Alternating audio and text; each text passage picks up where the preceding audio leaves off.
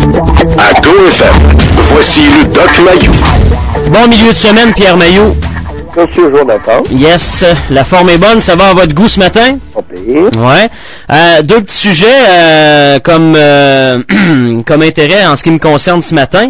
Je veux faire un petit retour, Doc, sur un article que j'ai vu et j'ai lu dans le Journal de Montréal hier en page 7. C'était titré « Obnubilé par la minceur, la très grande majorité des adolescentes se trouvent trop grosses malgré un poids santé ». Ouais. On parle d'un fléau, je pense, au Québec? Oh, je pense pas. Non? Oh, j'ai l'impression que c'est une dramatisation. OK. Pourquoi? Dans notre culture, lorsque c'est pas le poids, c'est la grosseur des seins. Puis lorsque c'est pas les seins et le poids, c'est les oreilles et le nez.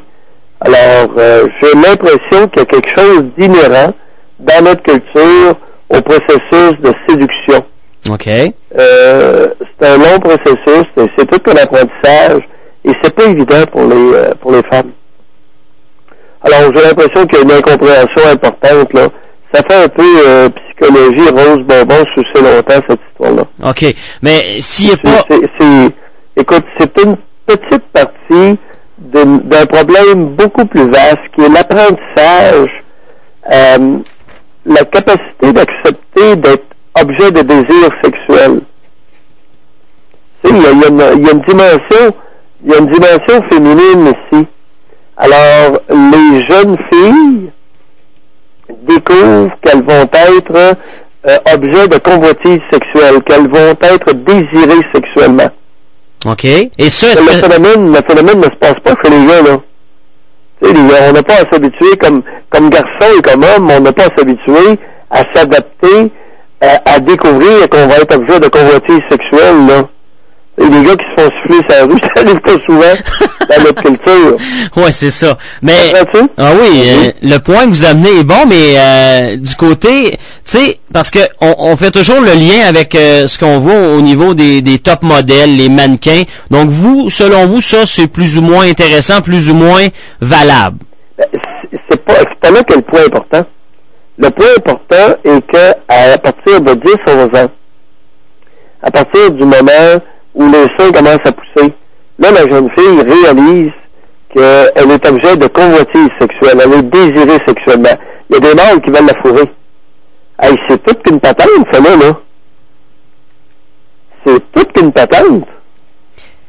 Mais il n'y a pas grand monde qui semble réaliser ça, là. OK. Oui, je comprends bien ce que vous dites, mais pourquoi on s'en va vers le rachitisme? Oui. D'apprentissage. OK. D'acceptation d'être objet de convoitise sexuelle. C'est tout qu'un processus. Alors, il y en a un pourcentage qui le veulent, il y en a qui veulent pas. C'est toute qu'une réaction. Et là, il y a la mère qui la dénigre, qui dit que tu t'habilles comme une petite salope, espèce de petite pute. Puis écoute, ça roule au coton au Québec, là. Les tartes à l'adolescence, à 12, 13, 14 ans, là, il y a un maudit paquet de tartes qui se payent une traite sur le dos de leur fille. Ouais, ça, c'est pas... Sais-tu comment,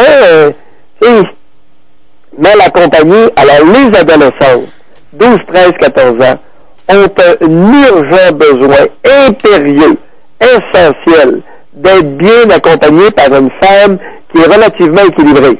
Mais si c'est pas leur mère, Doc, ça va être qui? Ça peut être l'enseignante, ça peut être la responsable du mouvement scout.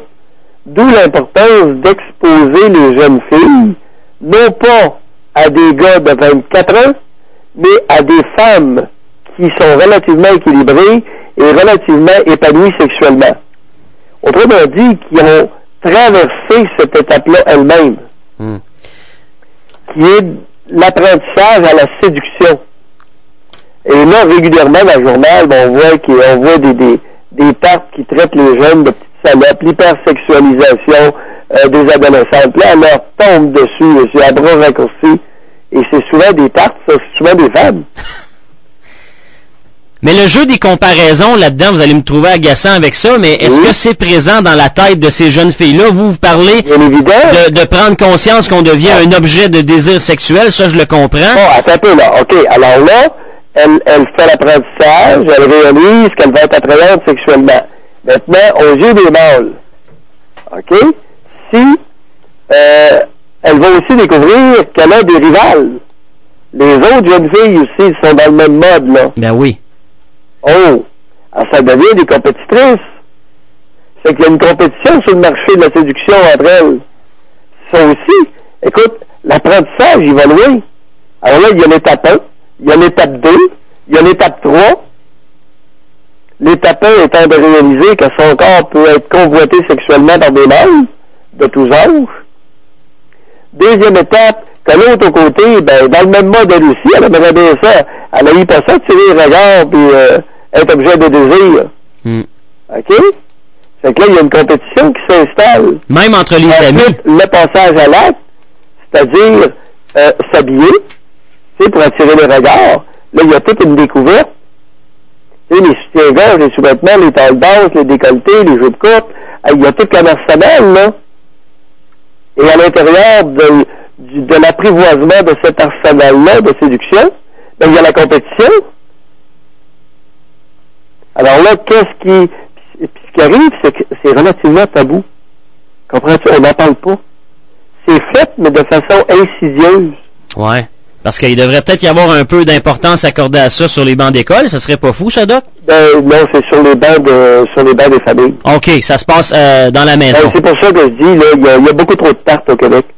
Alors, on manque de femmes, beaucoup trop de tartes. Ouais, mais on n'est pas sorti de l'auberge parce que vous avez souvent ces propos-là au niveau qu'il y a des tartes au Québec et là, il faut faire avec, ils sont là et ils se sont reproduits. Oui, elles sont majoritaires, les tartes. En même temps, ce qui est important, c'est de leur dire, écoute la tarte, t'as 32 ans, OK? Ta jeune, elle en a 10. Pourrais-tu la regarder, s'il vous plaît, et l'accompagner, chère tarte? Il y a seulement Mayou qui dit ça, parce que Mayou, il y a eu les femmes, il est misogyne. Ben oui! Mayou, c'est un ci, puis Mayou, c'est un ça. Ouais. Alors, moi, ce que je dis aux tartes de 32-35 ans, hey, tourne-toi de bord, la niaiseuse, puis t'as une petite fille de 12 ans qui a un besoin urgent de toi. Elle a besoin d'être accompagnée dans la découverte de son potentiel d'attrait sexuel. Et est-ce qu'on a besoin de dire, Doc? Ce qui arrive, c'est que la tarte, là, elle a un gros cul. Là, on a un problème. Oh, est-ce qu'elle est jalouse? Pardon? Est-ce qu'elle est jalouse? Elle envie sa fille, Doc? Là, elle est rendue, elle a 50 livres de trop. N'allez pas jusque-là. Ouais. Alors là, on a un maudit problème. Alors là, on fait quoi avec ça? Alors, elle a un gros cul, OK? Elle n'est plus objet de désir, ou à peu près plus. Tout ce qu'elle désire, c'est un ancien alcoolique ou un ancien drogué qui a envie de la mettre. Alors là, elle réagit comment envers sa jeune, qui sait pas trop, qui tâte, qui commence, qui s'aperçoit qui sent des regards à un moment donné, là, qui la convoite. Elle fait quoi, la grosse? Ben, elle fera rien. Elle la traite de petite salope, elle voilà. fait tu comprends? Ouais. Parce que là, les gros culs, là, à 35 ans, là, oublie pas qu'il y a une femme sur 3 qui a un gros cul à 35 ans, là. Une femme sur 3. Oh, oui. Oui, puis on s'en va vers 2 sur 3, là. Ça va bien? À cet âge-là. Donc, ça veut dire que ce que vous voulez dire... À 40, vois-tu, à 45, 48, 2 sur 3 vont avoir un gros derrière. Alors, à 35 ans, là, 1 sur 3, définitivement un gros derrière.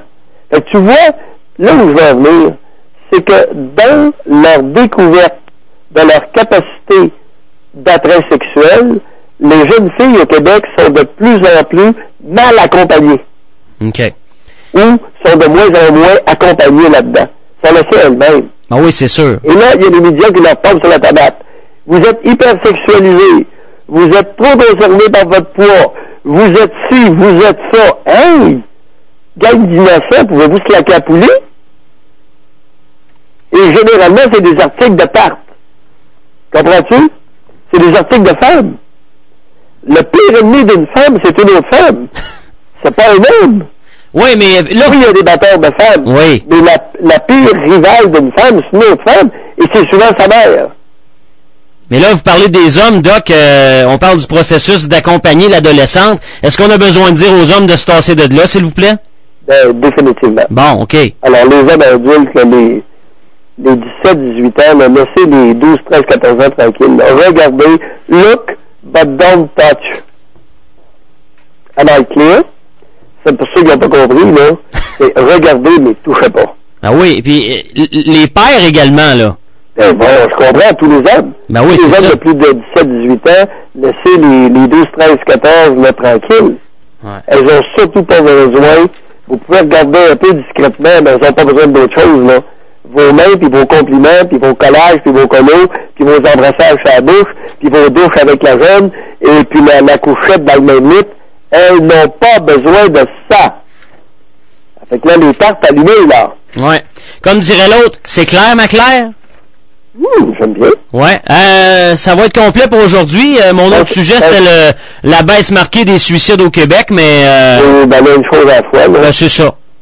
C'est ce que je me dis. Merci pour cette réflexion, Pierre Mailloux. Bon mercredi. Hey, Jonathan.